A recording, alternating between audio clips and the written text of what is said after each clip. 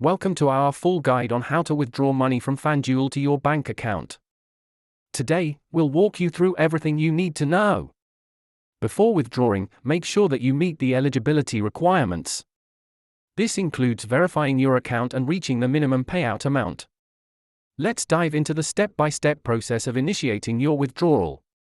It's simple and straightforward.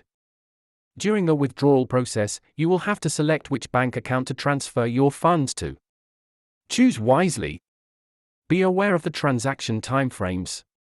Depending on various factors, it could take a few days for your funds to appear. Let's talk about the withdrawal limits and any applicable fees to avoid surprises along the way. If you encounter issues during your withdrawal, don't worry. Here are some common problems and troubleshooting tips. It's crucial to understand the security measures in place to protect your funds when using FanDuel. In conclusion, following these steps and tips will make your withdrawal smooth and hassle-free. Happy betting!